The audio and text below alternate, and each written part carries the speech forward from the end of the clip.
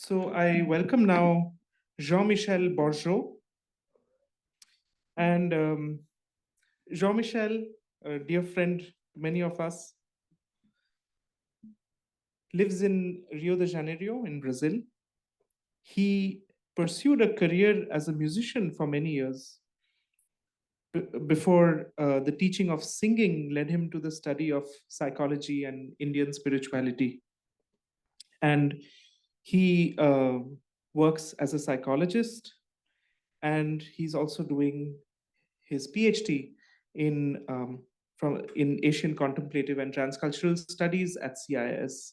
His topic this morning is exploring non-religious spiritual development in Auroville, occult, and integral implications.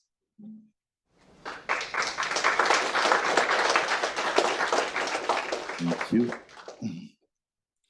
So, Auroville, a city in South India founded by the French spiritual master and occultist Mirra Alfassa, also referred to as the Mother, Spiritual Consort of Sri Aurobindo, literally translates as the city of dawn. At its center shines the Matrimandir, a word that translates as the temple of the Mother, but that wants to be a non-religious center for concentration and functions as the spiritual heart of the city. Despite its obvious archetypal solar symbolism, the Matrimandir does not configure itself as the place for a heliocentric cult, but as the physical embodiment of a spiritual force symbolically designated as the Divine Mother, which in Sri Aurobindo's yoga does not equate or restrict itself to a human personality, but is the active principle of the divine within manifestation or the multidimensional cosmos. Both the name Auroville and the very form of the Matrimandir as a golden globe that emerges out of the earth are suggestive of the rising of the new divine consciousness from the womb of matter itself and represents a divinized material substance that is a cell that has become golden or immortalized.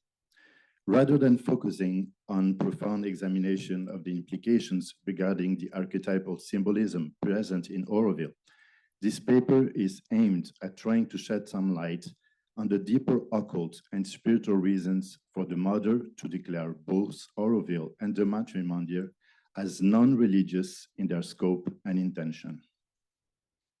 The idea of radically non-religious spirituality collectively embodied, it's something new and revolutionary in many aspects. It is something that has been merely given, it is not something that has been merely given or granted, but that ought to be individually and collectively revealed and conquered through a persistent and lucid effort.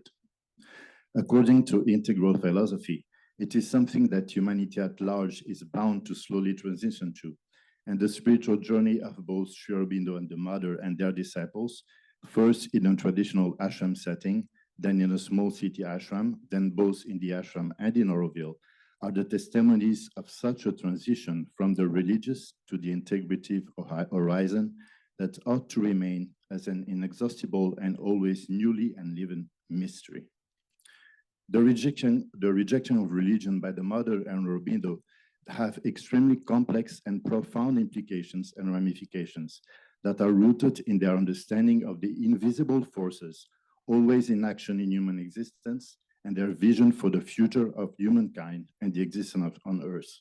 In integral yoga, the spiritual and the occult are considered as different but complementary fields of experience that also many times intertwine. The spiritual can be understood in integral yoga as encompassing all that consciously transcends matter as pure divine beingness, but that also consciously includes and becomes all matter through a process of involution, the relation between the immanence and transcendence. Oh, slow down, okay. The relation between the immanence and transcendence and their ultimate reconciliation without the erasure of their distinction in supramental consciousness, passing through the discovery of the one manifested as multiplicity in cosmic consciousness, all belong to the spiritual realm of spiritual realization in integral yoga. Occultism is the study of all matter, physical and subtle or astral, and the manipulation of its laws for the achievement of specific results from within the invisible astral planes down to the gross physical. It reveals, through clairvoyant exploration, the multiplicity of forces and beings interacting or acting interdimensionally in our lives, and explores different means of control, attraction, expulsion, transformation, or transfer of those forces throughout the different planes of invisible worlds that interacts with us at the different levels of our being, in the waking state, the sleeping state, and the different modalities of trance-like states, both individually and collectively. Integral yoga aims at a complete transformation of life itself, that is the entire vital realm together with mind and matter, and occultism has its place in it. And the mother, besides having from childhood extraordinary innate occult abilities, also received occult training in the Hermetic tradition from Max Theon. In her own words, occultism does not truly blossom except when it is surrendered to the divine. What interests us here about the occult is its relation to the religious and the spiritual in integral yoga. During the last phase of his life, Sri Aurobindo describes his yogic work as an attempt at supramentalizing the overmind. The overmind in its completeness, that is, when it is fully developed, opens one to cosmic consciousness. In other words, it is in cosmic consciousness that one attains to the overmind, where the invisible structures that determine the manifestation of the different worlds from the superior astral to the physical are perceived. One enters in sympathy with cosmic harmony, where all the elements of the cosmos are united but still differentiated. Their ground of unitary beingness is realized, and the cosmic powers of the manifestations that rule all the different elements of creations are realized in the form of what has been called in India the gods, or the individual cosmic powers that are active through the different astral planes and most directly down to matter. The gods, their powers, and their planes or dimensions are extremely specialized, though still infinite within their specialized mode of action. They can be understood as bound infinities. They are limitless within their own words or modalities. Using the metaphor of color, one could give an example of entering a world of infinite modulation and ever-renewed forms of the blue color, but without a change in the essence or archetype of the color itself.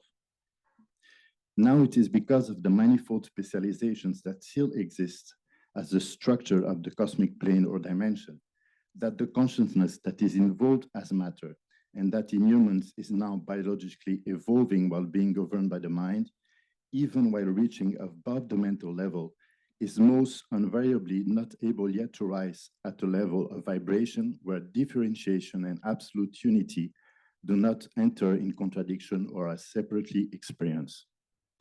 A unity can be realized when the mind expands through cosmic consciousness into the overmind, but the different powers are experienced as separated.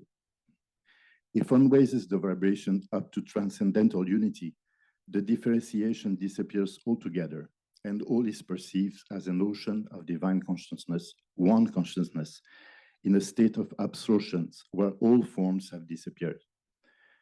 One remains prevented from experiencing the two simultaneously and expressing that as self-power. One's astral expressions tends to remain limited within the determinism of the gods or the specialized superior astral or causal realms. In an occult sense, the entire astral sphere reflects the magical egregoras present and religiously sustained in the gross physical realm. There is a reciprocity between them, a dominating bond, magical bond.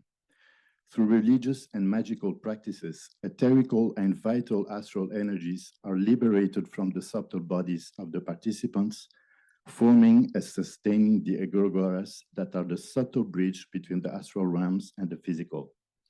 Certain invisible beings and hierarchies are nourished astrally by the ritualistic forces liberated in the etheric and astral bodies of devotees and without the process of the astral death or second death, as it is called in occultism. The souls connected to these specific egregoras are magnetically attracted to their corresponding astral plane after death, where they remain unaware of anything that stands beyond or above them, indivisible, before their reincarnation. Each religion has its heaven, that it takes to be an expression of an ultimate reality of truth, but it is only the reflection of a very partial truth. This partial truth of the religious astral planes is a mirroring, a malleable projection of archetypal images, and functions in correspondence with superior astral realms that are under the cosmic law of mind, that is bound within the cosmic causal determinism or the cosmic structure of the gods. One of the consequences of this is that creativity at the cosmic level is only a mirroring indirect process. That is, the consciousness becomes in it the receptacle of the godly cosmic forces, but does not express a relation of identity with an absolute form of creativity alien to any form of determinism, beyond cosmic archetypal formations.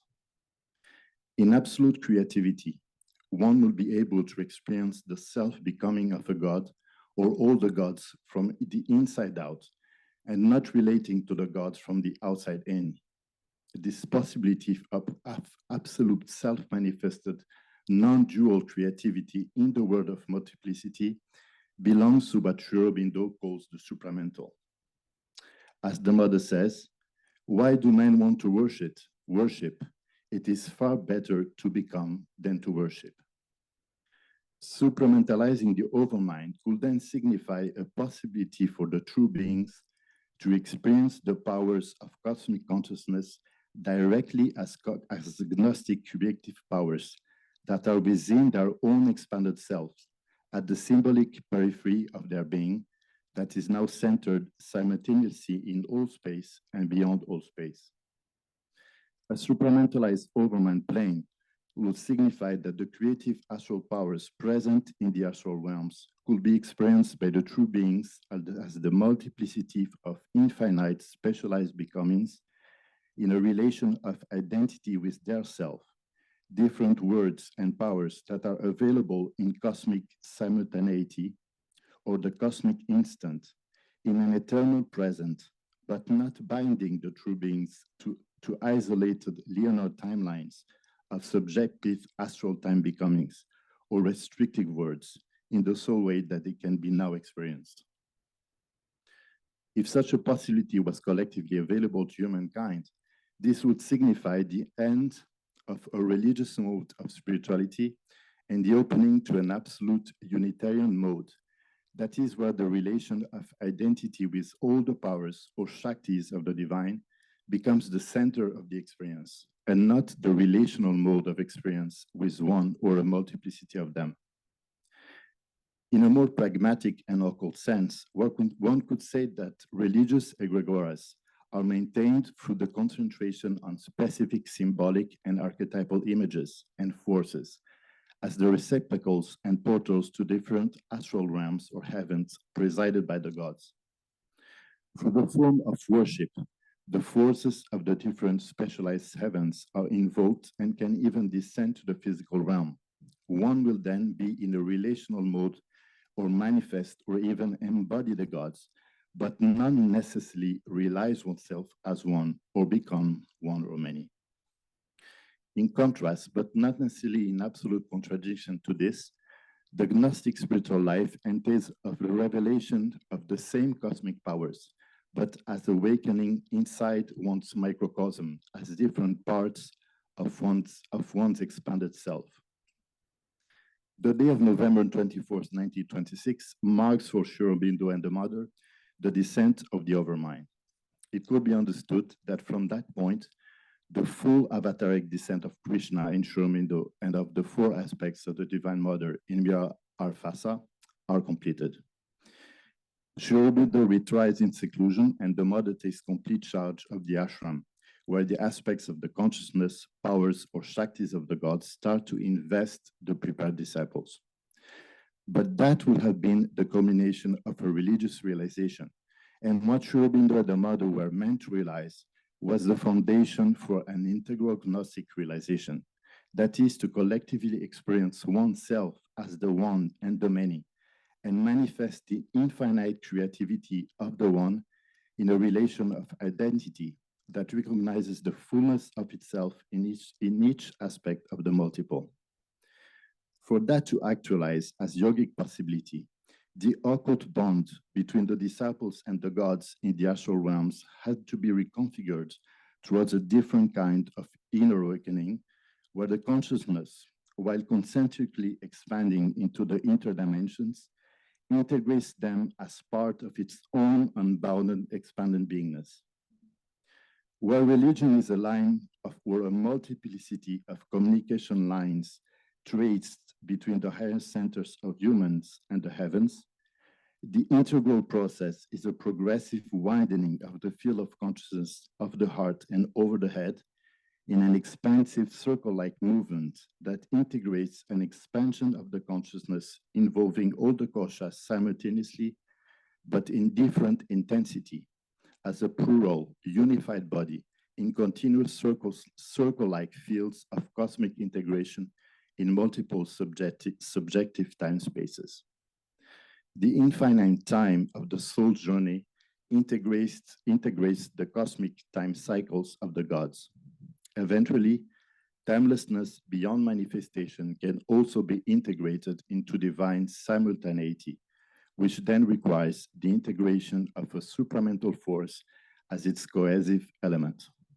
It is the supramental experience as a force that is the guarantee of the possibility for the true supramental manifestation, that is absolute integrality, where transcendence and immanence are constantly merging and revealed as the non-local points of all true creation, the womb of the true divine ideas. The supramental is a force because it expresses power in creation. The indescribable divine power of cohesiveness prevents the dissolution of individuality, while a consciousness identifies with the absolute, therefore giving birth to a bridge between the worlds of time and the world of no time, or the merging of all times in unitary simultaneity that would finally empower the possibility for the full manifestation of infinity as a new material creation that expresses the infinite in time and form. Because of that, the mother cut the occult bond of the disciples with the gods of the overmind. And instead of proposing as yoga an ascension from plane to plane through astral realms, that is an ascent through the different chakras, the yoga became centered on the full awakening of the innermost self of time's infinity or psychic being, enabling an inner contact with different aspects of divine grace as operating from within one's own consciousness in a participatory movement and as a preparation for the final phase of supramental transformation. So Auroville is a collective invitation for each one to participate in life by becoming and worshiping the divine, by awakening its creative power from within as an offering to all humanity, going beyond the confinement of closed ideologies, forms of worship, or practices. This is the condition for a true spiritual sustainability, where a perpetual act of recreation becomes the ground for the embodiment of always new spiritual forms and the abandonment of old fossilized modes that have lost their power to mirror the momentum of the cosmic instant. Auroville expresses the aspiration for a society completely liberated from the occult domination that the astral levels have imposed on humanity since time immemorial through egregoric ritualistic cultivation and strong magical bonds to external archetypal structures, secular or religious, while also giving relative moral meaning and ethos to human cultures. These cosmic structures need to be overcome for humanity to rise above any external point of reference in its quest for absolute freedom, in unison with the divine will, experienced as an ever-renewed participatory movement. The future that awaits and from which Auroville wants to be the messenger is one of a supra cosmic realization that descends upon matter.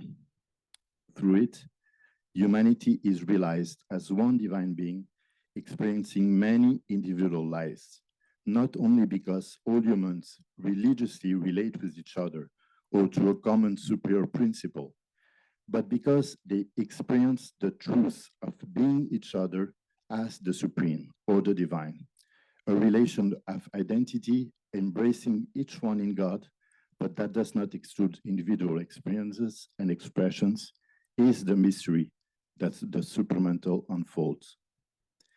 May the divine bless all sincere efforts and aspirations and open our hearts and minds to the truth of his omnipotence, omniscience, and omnipresence. Thank you.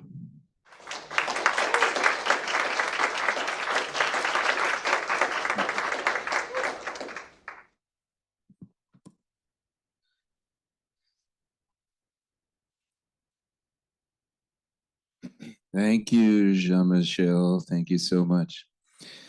When you first went into the Matrimandir, you weren't quite so happy with it that first time. And I would like you to take us through what has changed within you to come to this point in this beautiful paper. Thank you. Yeah, no, it's a bit more complex than that. I would say that my first experience of the Matrimandir had to do with my own karmic past, which is very connected to Hermetism and to Egypt. And so I felt that the Hermetic occult elements of Egyptian mysteries were extremely present in Auroville, but they were not acknowledged. And because of that, I had a reaction of sharing my experience of the Matrimandir as an Egyptian mystery embodiment, if you wish. But then while I was going there every day and being traversed and worked on by the indescribable divine force that is there, my consciousness started to open to other dimensions than what it appeared to me through my first experience. So I would say it's a very hermetic structure, but it opens the possibility for a spiritual experience that is far beyond any tradition. But at the same time, it's also a unity of them all. Yeah.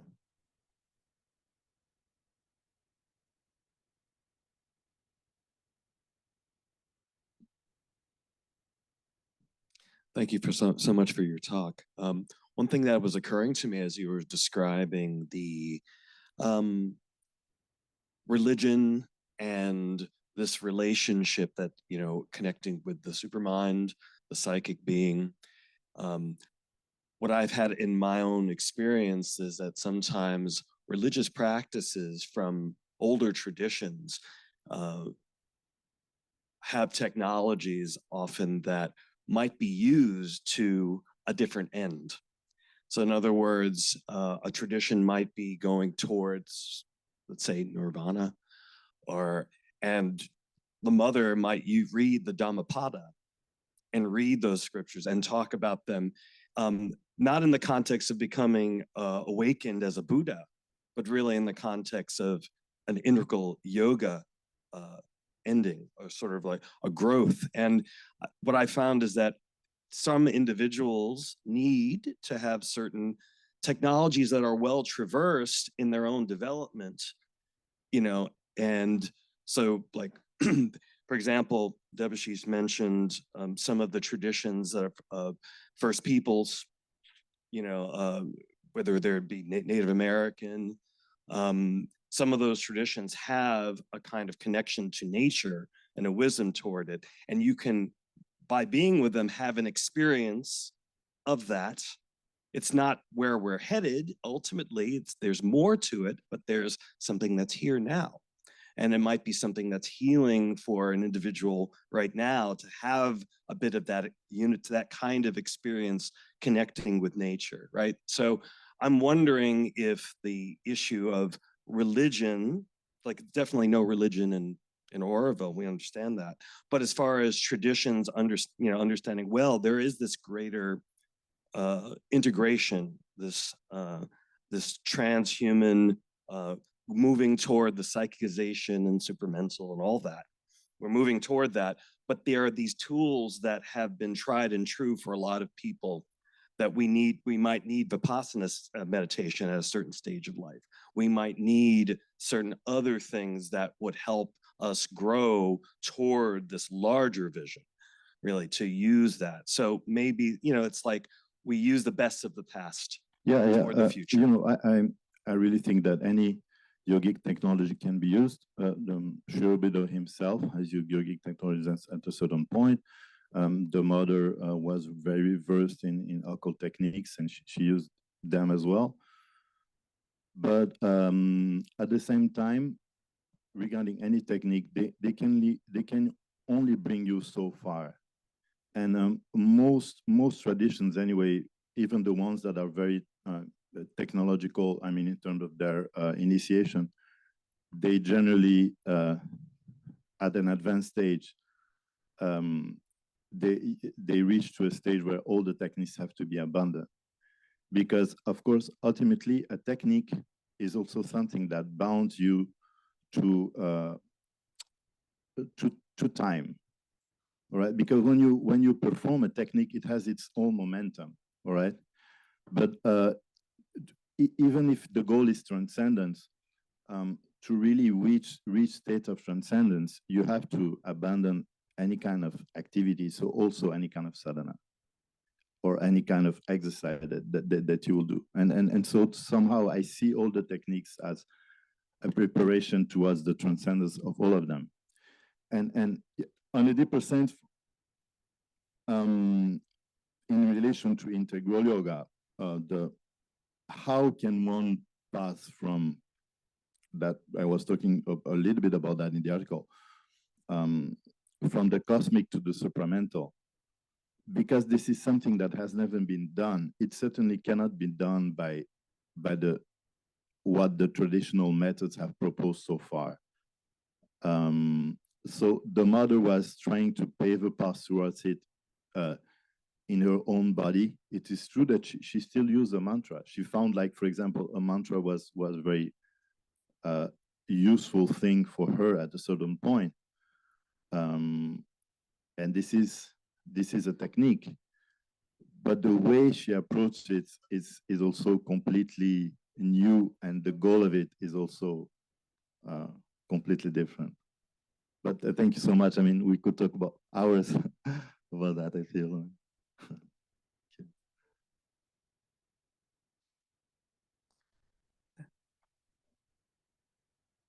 Thank you, Jean-Michel. Very nice talk. You skipped some material. I skipped a lot. Yeah, I had to, sure. Obviously. So, because when you came suddenly to Auroville, it was a little abrupt. Yeah, I know. I tried to cut in the best way. But just the one thing that I wanted to ask you about that, because I missed the connection, is where sustainability, because you skipped those pages and then you said this is needed for sustainability. Yeah. So what was the link? So the link is that sustainability starts or is impeded when one hangs out to old forms, like even psychologically, for example, to take the example of our friend, I've practiced this pranayama for 15 years, and there can be an attachment to it. Even if this practice cannot, is not something that renews my energies, I continue to practice it as in a mechanical way. This is not sustainable. This is going to